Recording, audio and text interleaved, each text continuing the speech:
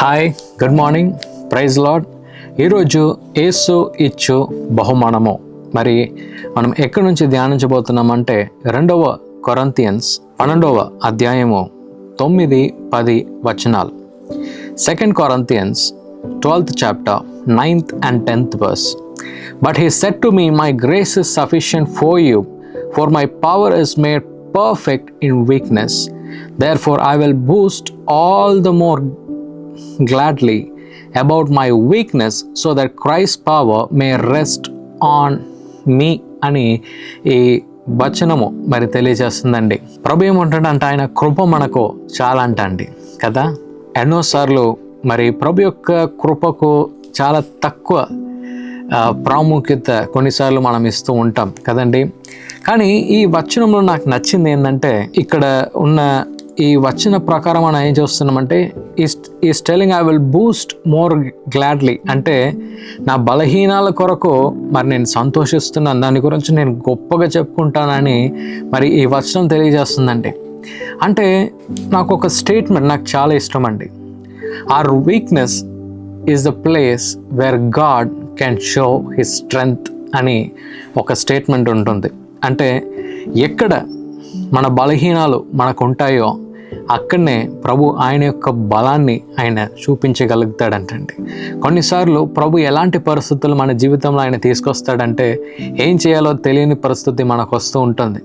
అలాంటి సమయంలో ఏమవుతుంది తెలుసా, ప్రభు ఆయన యొక్క శక్తిని మనకు చూపిస్తాడు, ఆయన యొక్క కృపను మనకు చూపించి ఆయన ఎంత బలము కలిగిన ఒక వ్యక్తియో మరి కొన్నిసార్లు మన జీవితం ఆయన చూపిస్తూనే ఆయన ఉంటాడు. ఎందుకు తెలుసా, our weakness is the place where we can know God's love. మన బలహీనాలు ఎక్కడ ఉన్నాయో మనము ప్రభు యొక్క ప్రేమను మరి మనం చూడగలుగుతాం. మన బలహీనాలు ఎక్కడ ఉన్నాయో అక్కడనే ప్రభు యొక్క శక్తిని చూడగలుగుతాం. మన బలహీనాలు ఎక్కడ ఉన్నాయో అక్కడనే ప్రభు మీద చాలా విశ్వాసము మరి మనం ఉంచగలుగుతాం. కనుక ప్రభు ఏం చేస్తాడంటే, కొన్నిసార్లు కొన్ని బలహీనాలు మన జీవితంలో ఉన్నప్పుడు ప్రభు ఏం చెప్తాడంటే, నా కృప నీకు చాలు అని ప్రభు ఈరోజు మీకు తెలియజేస్తున్నాడండి. ఈరోజు కనుక మరి మనము ప్రభువా ఇదే నా వీక్నెస్, ఇదే నా యొక్క వీక్నెస్ అని ప్రభు యొక్క హస్తంలో మనం దాన్ని ఇవ్వగలిగితే ప్రభు ఏం చేస్తాడంటే, దాన్ని ఒక బలమైన ఒక విషయముగా ఆయన మార్చి ఒక సాక్ష్యంగా మన జీవితంలో ఆయన చేస్తాడు. సో నేను దీని గురించి నేను ఆలోచిస్తున్నప్పుడు నాకు ఇజ్రాయేల్ ప్రజలు వాళ్ళు చాలా గుర్తొచ్చారండి.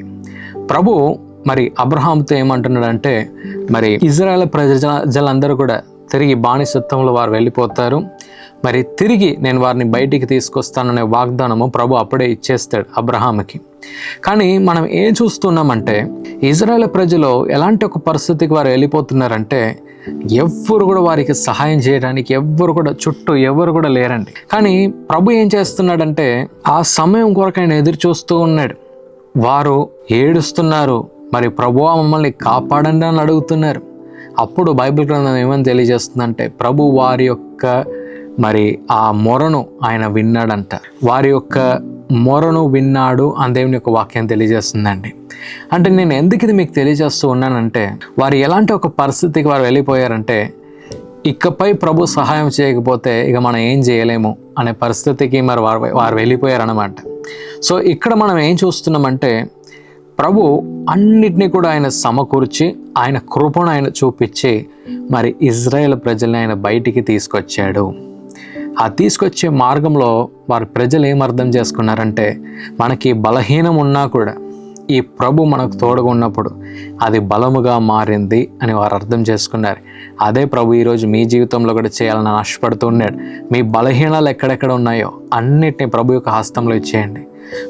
మీ ఫినాన్సెస్ కానీ, మీ యొక్క ఆర్థిక పరిస్థితులు కానీ, మీ పిల్లలు కానీ, మీ భర్త కానీ, మీ భార్య కానీ, లేకుంటే మీ యొక్క కుటుంబ పరిస్థితులు కానీ, అన్నీ కూడా ఏదైనా ఒక బలహీనంలాగా మీ యొక్క జీవితంలో ఉంటే దాన్ని ప్రభు యొక్క హస్తంలో ఇచ్చేసి, ప్రభువా దీన్ని మార్చండి అయ్యా, దీంట్లో నాకు ఒక జయాన్ని నాకు ఇవ్వండి అయ్యా అని ఆ ఇజ్రాయేల్ ప్రజలు వాళ్ళు ఎలా అడిగారు అలా మనం అడగగలిగితే ప్రభు ఈరోజు మీతో ఏం మాట్లాడుతుందంటే, ఆయన కృపను మీపై ఆయన చూపిస్తాడంట. అలాగే మీకు ఏదైనా బాధ, ఏదైనా శ్రమ ఉండి మేము ప్రార్థించాలని మీరు ఆశపడితే కింద కామెంట్ బాక్స్లో మాకు తెలియచేయండి. మేము తప్పకుండా మరి దాన్ని చదివినప్పుడు తప్పకుండా మరి మీ కొరకు మేము ప్రార్థిస్తాము అని తెలియజేస్తూ ఉన్నాం. సో ఈరోజు ప్రభు దగ్గర అడగండి, ప్రభువా ఇదే నా బలహీనం కానీ దాన్ని నువ్వు బలంగా మార్చగలుగుతావు అనే విశ్వాసంతో ఉండండి. ప్రభు గొప్ప కార్యాన్ని మీ జీవితంలో చేయునుగాక. ఆమేన్. Thank you Lord Father. ప్రభువా ఈరోజు మీ కృప మాకు చాలా అని మేము నేర్చుకున్నాం. మరి మా బలహీనాలన్నింటినీ కూడా మీ ముందు పెట్టినప్పుడు మీరు దాన్ని బలంగా మీరు మార్చగలుగుతారని మేము నేర్చుకున్నాం. మా బలహీన సమయంలో మేము ఎప్పుడు ఏడిచి మీ దగ్గర ప్రార్థిస్తామో ప్రభువా మీరు మమ్మల్ని కూడా రక్షించి మమ్మల్ని బయటికి తీసుకురాగలరు అని ఈరోజు మేము నేర్చుకున్నాం. అలాగే మీ కృప మాకు ప్రతి సమయము తోడుగుండా ఉండే కృపను మాకు ఇవ్వండి. మీ కృపలో ఉన్న శక్తిని మేము చూసే మరి ఆ దినాలు మాకు ఇవ్వండి. Yes Lord Father, Lord we give everybody who's watching this programme. ఈ ప్రోగ్రామ్ని చూస్తున్న ప్రతి ఒక్కరిని దీవించండి. వారిని దీవెన నుంచి దీవెనకు మీరు తీసుకొని వెళ్ళమని యేసు నామములో అడుగుతున్నాము మా తండ్రి. ఆమేన్. ఈ ప్రోగ్రాం మీకు ఆశీర్వాదకరంగా ఉన్నదని మేము నమ్ముతున్నాం. ఫస్ట్ లైక్ చేయండి, తెలిసిన వారు మీ ఫ్రెండ్స్ అందరికీ మీరు షేర్ చేయండి, తర్వాత సబ్స్క్రైబ్ చేయండి. తప్పగా ప్రభు మిమ్మల్ని దీవిస్తాడు. ఇక రాబో వీడియోను కూడా మీరు చూడండి, దీవించబడండి. ప్రభు మిమ్మల్ని దీవించును గాక. God bless you. అందరికీ శుభవార్త. ప్రతి ఆదివారము 4 గంటల నుండి 6 గంటల వరకు కూడా వరంగల్లో గొర్రెకుంటలో gift of Jesus worship centre లో ప్రార్థన కూడిక జరుగుతూ ఉంది.